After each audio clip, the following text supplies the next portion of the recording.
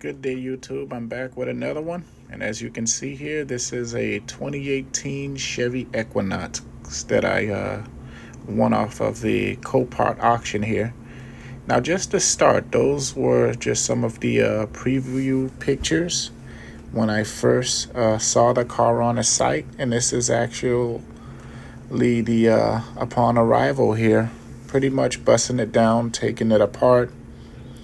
I want to get to the actual structural damage that is on the car, and the bumper, the fender, a lot of these parts are going to have to be replaced anyway. And as you can see, there's about a million little parts that actually came in this car, and everything is pretty much busted up here. But not only just the body, but there's a couple of harnesses, the suspension, a lot of small areas that I'm going to have to address here, because this wheel pretty much shifted more towards the posterior part of the fender well. And as you can see, the whole strut just shifted and it deformed here. So more than likely, I'm going to have to get another strut. So we'll start off by removing the suspension. That way I have more room just to play around the area of the fender well to see how I can get everything in that sense to realign itself. So I'll start off by just removing all of the bolts which actually house the suspension. Just be careful when you're doing it, because these are heavy parts.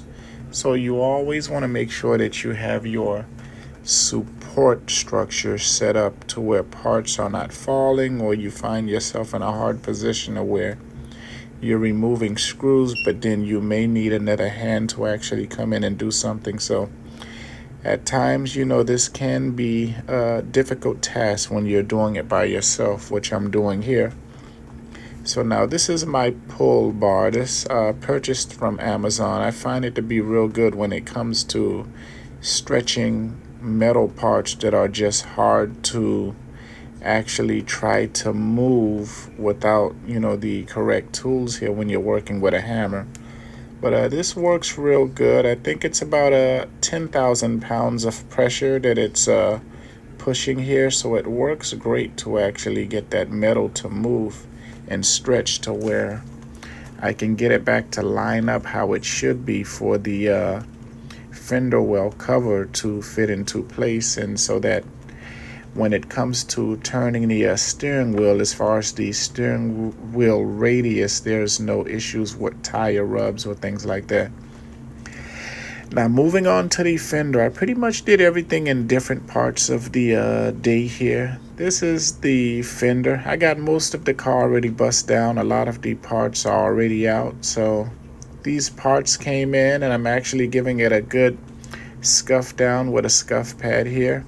That way when I do apply my paint, there's no issues with the paint sticking or anything, or peelage later on down the line. Now just giving it a good wipe down, and everything that I do, that everything that I touch the surface with when it comes to prepping for paint, I always give it a good air down and also a good wipe down, because with the scuff pad, you have a bunch of little particles that may stick to it. And also with the microfiber towels, which I were told were lint free, I come to find that I do get little pieces of lint that also sticks to the paint here. So I like to give it a good wipe down, good air down in between everything that I do. That way I know there's no problem when it comes to actually laying the paint down. Now another air down, as you can see, and I also like to air it down because it helps to evaporate the chemicals much quicker. That way I have a much drier surface. Now this is the paint, the clear coat, everything I got set up on the table here. Pretty much just doing everything in steps.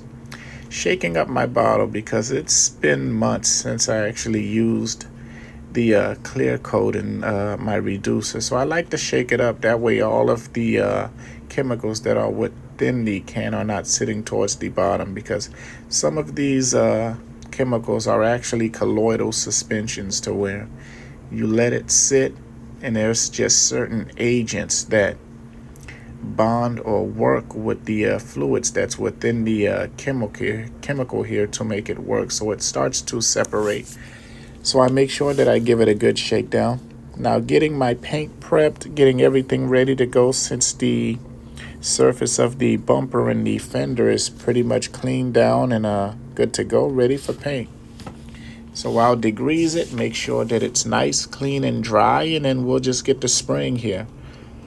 And before I move on to each step, I kind of examine everything, make sure that everything is thoroughly prepped the way I would like it to be, so that I'm not running into certain things when I'm actually laying down the paint, because I have had that happen to where I'm painting, there may be a little area that I could have addressed a little better, but I've already moved to that paint process, so it kind of makes it hard to go back. So I try to take the time to actually give it a second or a third look just to make sure everything is okay.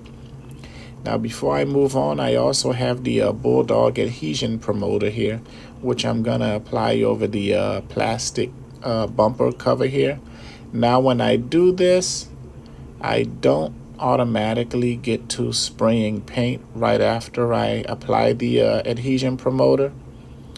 I give it, I'd say, about 15-20 minutes, sometimes even more, just to kind of let it settle and cure to do what it needs to do. I find that the longer I wait, the part becomes more tackier. But within that window, because this is just a dusty location where I'm painting, there's also room for dust and little particles to actually fall onto the part. So I gave it a quick wipe down with a tack rag also, which helped. Now, as you can see, this is the first coverage of the paint that I've applied on the bumper here. And it's pretty much real light coats. At times I like to use light coats with a lot of air, because I find that it breaks down and it atomizes the paint much better, rather than to try to get a good coverage on your first pass. So light coats, more air, but more layers of coverage to make sure that I have a nice solid coat of paint here throughout the whole part. Now prepping for the clear coat, this is a 2-to-1 mix that I'm doing here. Just make sure that you have the right cup variance, that way you're not mixing to a certain level to where it shouldn't be. So since the part is already painted, I'm giving it a good tack down again, prepping for the clear coat. And now with the clear coat, I'm going to use a bit more material. You don't want to go too light with your material, because I've run into having dry spray, and I tell you, when that happens, it's a real hassle. Trying to be quick to actually correct the situation by adding more material over that dry spray, because it atomizes and it dries before the the clear coat actually hits the surface of the part. At times I do find that I can fix it, but if not, the part needs to be sanded down and just re-prepped again, so it's like starting over. So I make sure that I have a good amount of clear to where it's coming on wet, but it's not too wet to where it's causing runs and all sorts of things throughout the part. Now moving on to the suspension here. Now as you can see, the bulge on that strut there, it's actually completely bent, and this is what caused that tire to actually rub against the base of the strut and also the rear part of the fender well. So I was able to go to my local junkyard, and I actually found a whole knuckle. It pretty much had everything: the lower control arm, the strut, the spindle. So I was good to go in that sense. So what I did, there were parts that I did not need, so I salvaged what I could save from the old one just to keep everything similar, which actually came with the car. And what I did not need, I actually just removed it and tossed it. Now, as you can see, because of that impact, there's a lot of little areas that actually were thrown off lining here. So I'm looking at the passenger side compared to what the driver is, and I'm making sure that it all matches up. And when I do get it close to where it should be, I kind of do a test with the hood just to make sure that the hood latches onto the bracket where it needs to be. And if not, I'll push it out a little more, or maybe sometimes I have pushed it out too much to where I have to knock it back in. Now I'm using my V-Vor pulley here. I find this to be a good machine to actually pull certain things. I'm not sure the amount of pressure that it has, but could be anywhere, if I'd say from 2 to 5,000 pounds of pressure, and it works real great. I'll put some tension on the metal parts, and then with a hammer I'll slightly bang it, which causes that metal to actually move a little better. And I'll just do tests, pretty much tests, open and close with the hood. I'll give everything a look to see if I'm actually getting some movement from it, and then I take it from there. Now this is the lower intercooler here. There's a lot of little busted parts that just happened to take place due to this accident. So I found myself just going along, not actually looking at everything and ordering parts, because sometimes I end up ordering parts that I don't really need, and I could salvage, what's there, salvage or fix what's there, just to save a little, since this is a copart build and it's an investment. So when it comes to investments, I try to save every dollar that I can, and if something is not necessary, I try not to spend when I don't need to. Now, as you can see, the lower intercooler is out here. There's some parts of the brackets that I did have to reuse because it did not come with the new one that was in the box here. So I'll clean it out, make sure that there's no debris or things within that area, so that the functionality of what it needs to do, it's not compromised by what's in there. There's a couple of the brackets also that were broken, so I pretty much had to pinch new holes in to create new screws to actually hold that bracket back into place. Now, since that fender well is pushed out to my likings, I want to get the strut back on, and I actually want to do a tire test just to make sure that I have clearance so that none of the parts are rubbing here. And these are heavy parts, so I ended up using a jack to actually hold up certain things since I'm working by myself here. So bolt by bolt, piece by piece, I'm kind of just putting everything together here. As you can see, this is the actual rotor, and I want to make sure that I have that lined up with the axle here before I put the axle nut back on.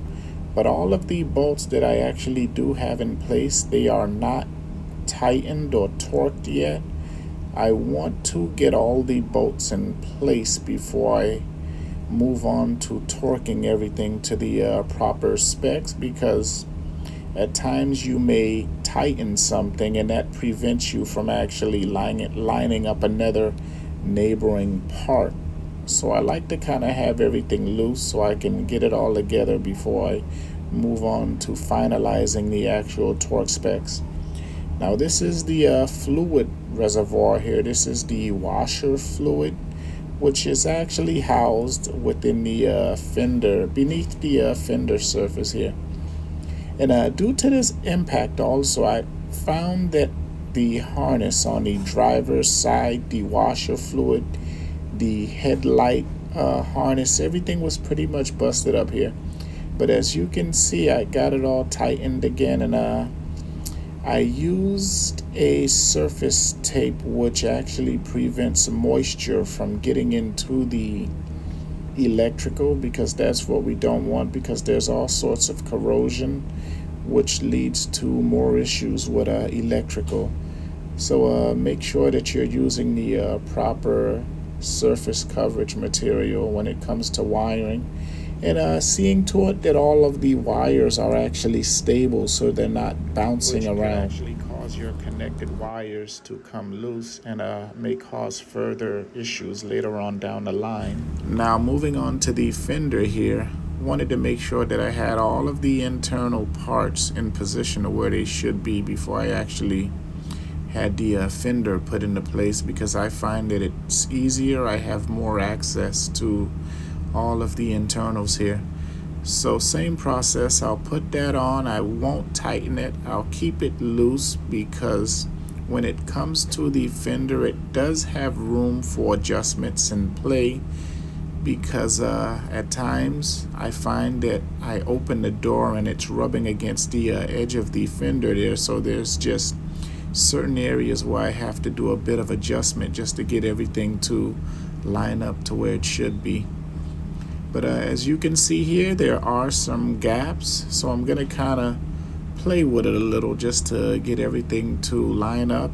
I like to tape the edges, and this is just from experience. Closing the hood, opening and closing the door, it rubs against the edge of the parts here, and at times it causes scratching. It causes just little spot peelages, which affects the quality of the paint, and I just don't want to ruin the good job that I did on a fender here. Now piece by piece, I'm kind of just putting everything together. This is the headlight. It's just putting them together, but not tightening anything. I want to make sure that everything lines up correctly and that all of the gaps are properly lined up evenly compared to the passenger side here. The reservoir, and then I'll just kind of work my way around the car just to see which neighboring part connects with the other, because more than likely some parts you cannot move on to it unless the other one is in, because they kind of do connect in some sort of a way. So I'm still working to get the headlight lined up here. And the way this headlight is actually installed, there's a bracket in the back to where you cannot put the bumper on without actually screwing on that bottom headlight bracket. Now this is the active grille shutters here. Depending on the temperature of the car, these actually open and close to allow more air to enter the engine bay. Now there was a couple of the flaps that were broken here. I could have just replaced the flaps, but because the price was not too bad on the flaps, I ended up just changing the whole thing. Now as you can see, I got some new lights installed here, and this will help a whole lot for when I'm painting. It allows me to see certain details that I was not seeing with my prior setup here. Now moving on to the table, as you can see, pretty much salvaging the parts to see what I can save and what I do need to throw out. And normally when I do order a part that's not really necessary, I return it if I'm still within the return window. But there were times in the past where I actually just waited too long and it went out the window, and I ended up having to keep that part. But as you can see, everything on the bumper is, for the most parts, that just clip on and clip off, but are held together by a couple of screws. This is the fog light. So as I'm removing it from the bumper, which is damaged, I also install it to the new one that needs the new headlight here. So it's pretty much just removing and lining everything back up to how I actually removed it. I try not to wait too long to remove certain parts, because I have fell into times to where I would remove something, and depending on the steps and the comparability of it, some parts are actually hard to install, and if I don't remember how I did it, I tend to forget, and it's just a matter of just trial and error, making sure that everything fits properly on how it should be here. as well, but just this light portion here pretty much adds a much greater appearance to the car. But as you can see, nicely painted, put together. And I'll do a test fit here just to make sure that all of the brackets and all of the little pins line up where it should be here. But it was a matter of putting it on, then removing it, maybe readjusting a couple of the other parts which did not line up, because I want to make sure that it all lines up before I start to actually assemble and screw in the necessary screws here. Now this is the bottom portion. There was a sensor where I actually had to drill a hole to get that sensor to line up properly. Now this is just all of the brackets. When I do remove my screws, I make sure that I separate everything. I have a separate cup to where I put all of the screws for the bumper, but then there's another cup that I would add to actually add the screws, let's just say for all of the fender wells. That way I'm not complicating the process of installing everything here. Again, compared to how it looked when I did receive it with all of the damages. But right there you can see the lower bumper is attached to the upper, which I painted. And I'm moving on to the airbag here. Now these American-made cars, for the most, it was not a complicated deal to remove the airbag. There's two holes towards the back part of the steering wheel. And what I needed to do was grab two pins and pull into those two holes at the same time, which releases a spring brake that's on the inside of the steering wheel. Now, just getting to the door piece by piece, part by part, as I said in the beginning of this video. I purchased the door from the junkyard, which actually had a lot of dents in it, but due to the condition of it, I was able to save. So I thought, since I dabble a little with the bodywork and the body filler, I did pull some parts out, but there were some shallow dents which did not necessarily, I wouldn't say need to be pulled out, but I did pull out as much as I could, but there was some sort of a dented area still present, so that's where the body filler actually came into play to fill those small areas. And then with the electric sander here, I'm just shaving everything down just to get the surface of the panel to be evenly corrected here so that everything is lined up, as you can see. And then this is just a matter of trial and error. Sometimes I do get it on the first try, but then again, there are times where I add the body filler, I sand down, and then I end up having to apply a little more until everything is evenly surfaced how it should be, so that I don't get a panel that's lumpy, but everything is actually nice, straight, and shiny after the paint and clear coat is applied. Now, as you can see here from the patterns of the body filler, there were multiple times and just little small areas where I did have to apply more than one process. Now, before I move on to the primer, I kind of want to use the primer to seal it. That way I have a much more stable color, something that's not too far off, that's causing variations within the paint, so that everything is evenly applied here. Now, giving it a good wipe down, same process as I've done with the front bumper and the fender here, making sure that everything is clean, degreased, and how it should be before I move on to applying the primer sealer to the car here, which I'm going to use. Now, I've decided to go with the Eastwood epoxy primer only because there's a lot of areas within this panel where the metal is exposed.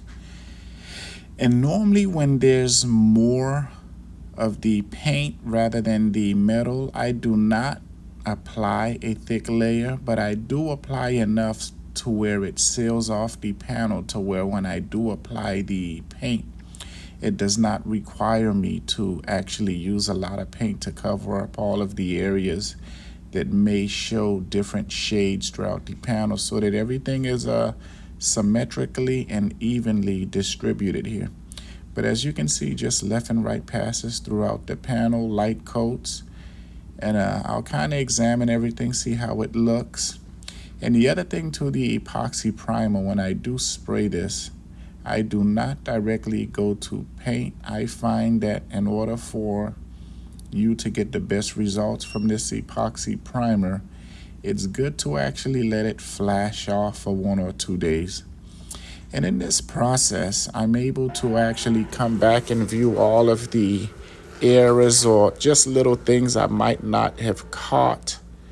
So as you can see here, after that 2 days, I ended up having to sand down because there were some areas that I did see that were not evenly sanded. So I ended up sanding down a little more. And I say it plays a good role as far as, being a product to also sand. As long as you give it enough time to actually cure and harden, it's okay to actually sand it down in those areas that might have looked a little higher or lower, where you would have to apply more body filler just to get the surface correctly. That way, when you do lay your paint and your clear coat, everything is pretty much smooth. Now, as you can see here, this is the clear coat. I've already laid down the paint. And judging by how it looks here, I'd say we got a good, fair, nice, straight surface here. Did get one run, so I'm actually sanding it down. And also a couple of little spots, little dust spots, I've decided to actually kind of get it down. And this is a 800 grit sandpaper that I'm using here. So I pretty much want to sand the whole panel down, even though it did not require that. But I like to do it that way. All of the neighboring areas throughout the panel has the same effect, so that there's no variations as far as one side looking a little shinier than the other or less orange peely. Now moving on to the buffing process here. This is just a light buff just to make sure that everything is correctly surfaced, to give it that good shine how it had when I began. But if it was not for the run and the dust spots that I noticed on the panel here, I would have never proceeded with that step. But yes, it's nice and it's matching the car. And I'm moving on to a small portion of the rear quarter panel here, what actually got affected also from another area of the impact. And this is just a small portion here I've decided to kind of fix with some body filler. I ended up having to pull a small portion of the metal out, but because it's such a thin piece of metal, it was wobbly, so it also required the attention of some more body filler. But as you can see here, everything is being sanded down nice and straight. Make sure that everything lines up the way it should. Give it a nice paint. And the car is good to go. And as you can see here, YouTube, I just wanted to share this with you. This is just another project that I've bought from Copart, and showing you how I've bought the car. And with all the tools that I have, I actually finalized everything to where the car is a complete car. I'll get everything expected as far as the alignment, just to make sure everything is good to go. Thank you, YouTube.